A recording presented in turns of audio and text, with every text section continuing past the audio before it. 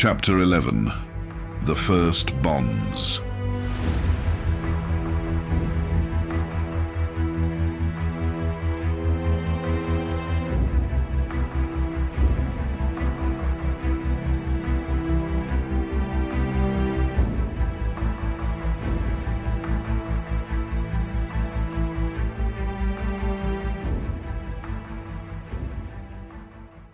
God damn it. Stop braying like a stubborn mule. Gods, I'm trying to help you. That looks bad. Alwen had warned him a few moments before. You should let us do something about it. Alex knew he was right. The pain from his broken nose was killing him. He could hardly think of anything else. Between the swelling and bruising, the young musician's face was unrecognizable. Why not? He said to himself. What have I got to lose? Not that Alex would find anyone else who could tend to his wounds. So he agreed. Alwen suddenly launched himself at Alex's face, grabbing his nose firmly as if to yank it off. Alex yelped in pain and surprise. Arg! Wah! Ah! The boy kicked and screamed as if he was being skinned alive. Claudia screwed up her face in disgust and morbid fascination, as if watching a gruesome horror movie, although the reality was closer to a slapstick comedy. Alwen moved away, allowing the writhing body beneath him a moment of respite. By all the blood I've spilled, boy, how do you think I can fix your nose if you keep writhing like a lascivious wench? Alex sat up and held both hands over his face. Do you want to kill me? He protested while massaging his sore nose, bewildered by Alwen's brutal healing methods. Is that how you intend to fix my nose? By squeezing it until the bones fuse together? If you didn't move so much, it wouldn't hurt you. By the gods, let my ears be torn off if this guy isn't made of glass. Okay, is that what you think? Really? Well, maybe someone should do it. The young guitarist suggested ruefully. Rip your ears off. Then you'd know how much it hurts. Come on, boy. I can assure you that I've been through some really terrible things and I have never screamed like a baby. You can be certain of that. You have no willpower, kid. Alwen said to him with a certain indifference, already back beside his horse. Oh, sure, that must be it. It must be that I have no willpower. Can you believe it? He said to no one in particular, gesticulating theatrically with his arms. He was obviously looking for some sympathy from the rest of us. You're squeezing my broken nose like a grape, and it turns out I have no willpower. You're screaming like a woman in labor, said Alwen, preparing to mount his horse and continue the journey again. Then Garin intervened, trying to defuse the situation. Come on, Alwen. The boy's in pain. That's understandable, isn't it? He said in a conciliatory tone. He turned to the musician and made a suggestion. How about letting me try? Alwen, he's sometimes a little tactless. Garin used all his charm to convince the wounded youth that his methods would be different from his partner's. Deep down, Alex wanted to be convinced. If someone could ease his excruciating pain, then he was happy to let them do it. But with Alwen, the cure seemed worse than the disease. It didn't take much for Alex to give in and let the blonde one have a go. Garin spent the first few moments using the soothing sound of his melodious voice to lull Alex into a state of deep relaxation. But the moment of tranquility was short-lived. Soon a strong pressure on his forehead brought Alex out of his pleasant slumber. I've got him, Alwen! Garin shouted, almost piercing the guitarist's eardrums. Damn traitor! Alex thought. His eyelids fluttered open in alarm. A hand was gripped his temple, pinning his head to the ground. Alwen's long hair soon appeared in his field of vision. Alex didn't hesitate to start kicking and screaming again as he tried to break free. The pressure was enormous and enough to immobilize him. He soon felt his nose back in Alwen's vice-like grip. Give me more firewood. Alex awoke with blinking eyes to see Garin with some blocks of firewood in his arms. A large campfire burned brightly, surrounded by a ring of large flat stones. The sound of wood crackling in the flames added a reassuring and pleasing note to the stillness of the night, only broken by the occasional call of a nocturnal bird, or by the howl of nearby wild animals. They will not approach while the fire is burning. Alwen tried to reassure us with these words after another shriek sounded in the distance, putting us on edge. Sleeping under the stars in a forest full of wolves, and who knows what other vicious creatures, was not a common experience for any of us. Instinctively, Alex put his hand to his nose, which was now healed and looked as good as ever. It was as if it had never been broken, such a change from the bloody, bruised mess it was before. The healing process had only taken a few minutes, even if it seemed like an eternity to Alex. The wound was nothing more than a fading memory, eclipsed by the miraculous manner in which it had been cured. With his eyes fixed on the fire, Alex lost himself in the light of the flickering flames. His mind began to wander, questioning age-old assumptions about the universe which, only a few days ago, he regarded as irrefutable fact. He began to understand that the laws of nature in this place, whatever they may be, were very different from those that governed our previous existence. Nothing and no one in this strange world was going to wait for us to get used to them. Here, anything could happen at the worst or best of times. And the word anything, as it turned out, opened up an unexpected range of possibilities.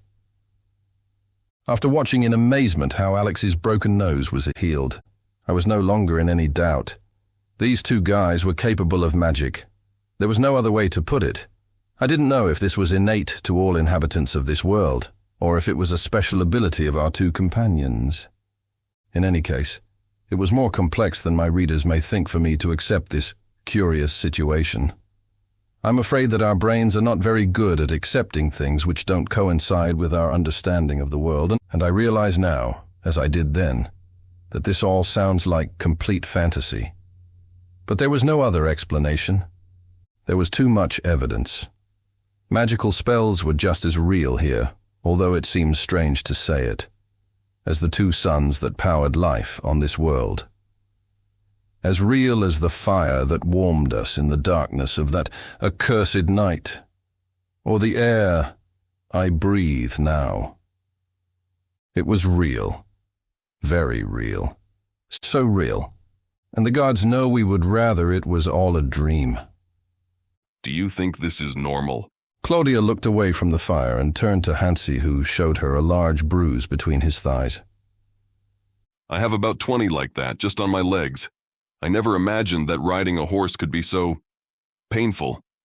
If I'd been whipped, I wouldn't feel much worse, I assure you. I can still feel the vibration in my head. She smiled at the comment. Hansi was referring to the vibration the body feels when riding on a horse. After a while, the whole body jolts from head to toe. It is particularly noticeable in the lower back region, which suffers greatly. But it soon spread to the back of his neck, just as Hansi had described. All the body's organs seem to shudder inside. Inexperienced riders will tend to press their legs, especially the inner thighs, against the saddle to counter the sensation of instability. The resulting tension causes painful bruising. Such bruises were the signs of our inexperience. The ride had destroyed us. The sight of our exhausted bodies made that obvious. We were all groaning like wounded men on the battlefield. It took many hours of practice for our bodies to get used to riding on horseback. And that didn't happen. On that first day, when our virgin buttocks were tested for the first time on a real saddle. Even Claudia, who had ridden before, felt the pain. She was used to riding a couple of hours a week on the tamed horses from her riding club back home. But this was another level entirely. This thought ran through Claudia's mind as she recalled the long day's ride. Then something compelled her to look again at the exquisitely handsome features of the young Garin. She marveled at his graceful movements and thoughtful gestures, and how his golden curls rested with almost feminine finesse upon his ears. For a moment, she looked at them with fascination. His ears looked very strange indeed. and then her mind turned back to her aching limbs. And she remembered again how difficult it was to mount and control these stubborn steeds.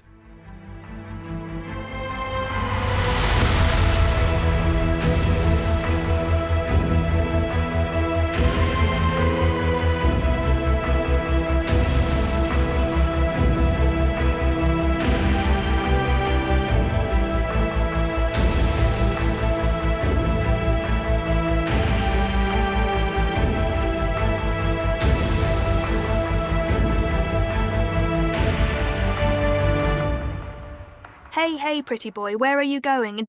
Gee, no, not that way. Ha, be a good boy and get back on the road, eh? No. Whoa, you stupid horse, whoa! Stop! Garin looked back from his mount. Claudia's horse had once again wandered off in the wrong direction, ignoring the pleas of the young woman riding it. Garin sighed and shook his head. Seeing that the steed was entering the dense foliage of the forest, he spurred his own to approach Alwen, who was leading the group. Damn, again? He muttered in annoyance after Garin had alerted him to the situation. Serves me right. And with a powerful flick of the reins, he cantered over to the young woman, who was still trying to control the beast. They were beginning to despair.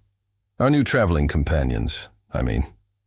When it wasn't Claudia's horse wandering off, it was Dickie's that refused to move, or mine, which seemed to confuse left and right at the most awkward moments. They didn't seem to understand why we were riding so badly. The truth is that the constant delays and stops disrupted the rhythm of the ride so much and so often that even the horses themselves lost patience.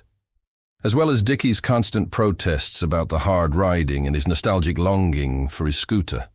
The occasional light-hearted joke about the nearest bus stop slipped from the group. Our two companions responded with raised eyebrows and frowns of resignation. They reacted with the demeanor of those who had to put up with crazy people. In fact, even then, the very idea of automobiles of any sort seemed like a distant memory, or even a dream. In the same way, everything that had shaped our previous reality from only 2 afternoons ago was fading away. Alwen suddenly grabbed the bridle of the wayward mount, startling Claudia with his sudden appearance. Gods be praised, it is not so difficult, he exclaimed after a loud sigh of despair. I know, she said apologetically, as Alwen used the reins to correct the horse's direction of travel. I'm normally good at this, but this horse doesn't listen to orders. I don't know what's wrong or what I'm doing wrong. I think... Feeling embarrassed by the situation, Claudia fell silent. Alwen did not pay much attention to her reaction. He was frustrated because of the constant delays. Please remind me to bite my tongue out next time before I bind myself to another stupid promise, he snapped irritably. When the young man looked at Claudius again, he noticed that she was staring at him with wide eyes and a look of unexpected surprise. There was something strange about that look, something that made him a little uncomfortable. Then he realized that whatever it was she saw in him was the reason for her abrupt silence. He wanted to say something to her about it, but decided to let it go. Shrugging his shoulders, he turned his horse back to the front of the group. For a few brief moments, Claudia continued to stare into the void where the handsome rider had stood a second before. Alwen could not have imagined what the young woman discovered when, in his despair, he put his hands to his forehead, momentarily flipping his long hair from the side of his head. It was none other than his ears, momentarily unobscured by his luxuriant mane of hair, that had caught Claudia's attention. I suppose Alwen would never have guessed that this was the reason for her surprise reaction. But it was, because she had never seen ears like his before. The tops were not rounded like other ears, but stood up several inches, like the unfurled sails of a sailing ship. Alwen's ears were pointed. His ears. She still looked shocked when Alex asked her if she was all right. His ears. The girl's answer stunned us. What do you mean? Claudia was still staring off into space. Her lips were slightly open as if she wanted to say something. Suddenly she looked up and fixed her dark eyes on me. Then she muttered something, as if trying to convince both herself and me of an unimaginable truth. They are elves. Elves, she said to herself in the glow of the campfire as she watched the blonde Garin feed the crackling flames. Elves! Real elves. Claudia sighed loudly enough for Hansi to hear her. He had already noticed that his friend kept staring at the strangers with an expression of wonder and fascination. The burly musician grinned, but said nothing. He left her to her hidden thoughts. They were indeed handsome, as all stories of elves said, and explained the indescribable beauty of their features. Even if it was only for the pleasure of her eyes, they deserved a long, slow, and careful observation. Elves. What an enigmatic name for such mysterious creatures. Kala shines brightly tonight, said Alwen. His masculine voice broke the stillness of the night, disturbed only by the sound of the wood crackling in the fire. After eating some of the smoked food under the star-filled sky, the group had gradually fallen into a deep silence. In those moments, when the sound of the wind crept eerily through the branches of the trees, when everything around us was just a blur of vague silhouettes in the darkness, and the air was filled with the smoke of scorched wood, the soul sought to break free from the confines of the body and wander through memories and thoughts. Night and fire have always had this hypnotic power over the mind. Perhaps component placement. When we let go of this feeling, we all travel with our thoughts to different places and past moments of our lives, or we dare to dream of what is to come. In Garin's mind, his thoughts also flew back. Just 2 nights ago.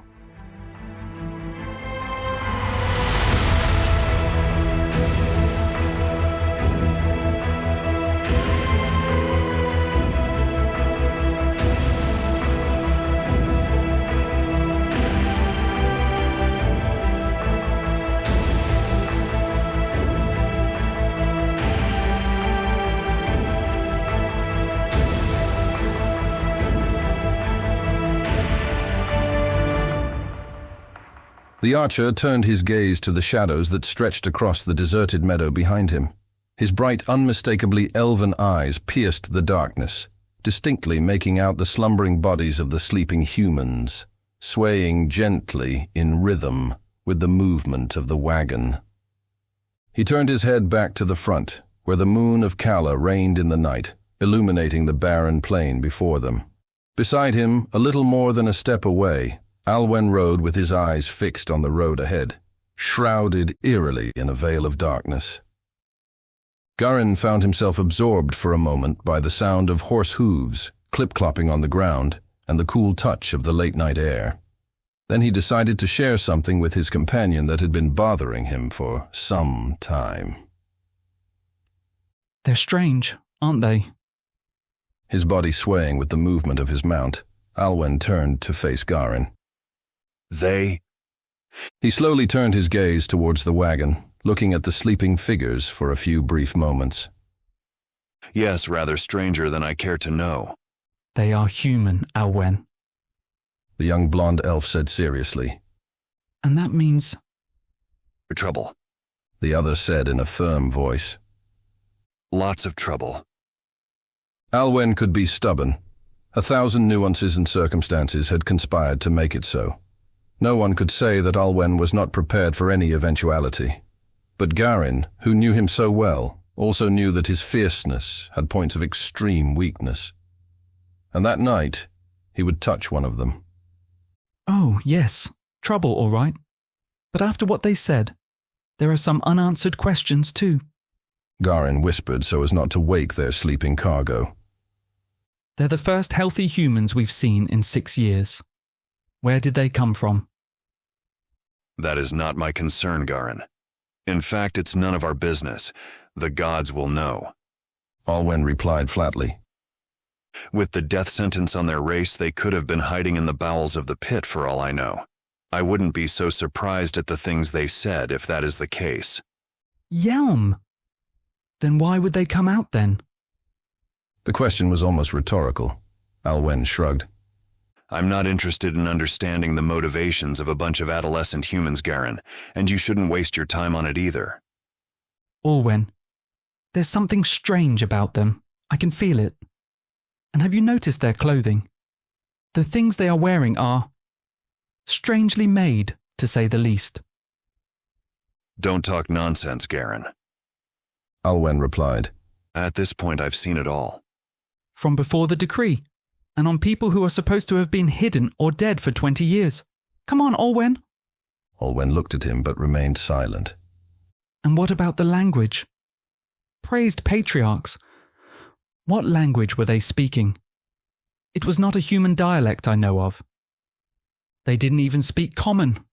Everyone knows Common. I've heard it spoken by the most primitive of creatures. Admit it, none of this is normal. Alwen turned to Garen and looked at him skeptically. You still don't believe her story, do you? He asked hesitantly. Are you seriously asking me that, my friend? Garen nodded affirmatively to his companion's question. Original, I don't doubt it, but believable. The truth is, it's not original, Alwen. Garen said with a sigh. At first glance, I would have nothing to reproach you for, but this story, Alwen. Alwen stared at him silently. He seemed to have anticipated Garen's words, just waiting for them to be spoken. I can't be the only one to find a strange coincidence with... No way. Alwen cut him off sharply. The brusque gesture instantly silenced Garen. I know what you're going to say, and no way, it has nothing to do with this. That was the Seta's doing. But she... No, Garen, enough. He sighed before turning back to his companion. No one would want to be in their place. Only the gods know what tortures they've endured to make up such stories in their heads. Alwen was silent for a moment, then turned to Garen with a cold stare. Whoever these people are, I hope we can get rid of them as soon as possible, or I fear they will cause us a lot of problems. Garen vividly remembered him saying exactly the same thing about her, once.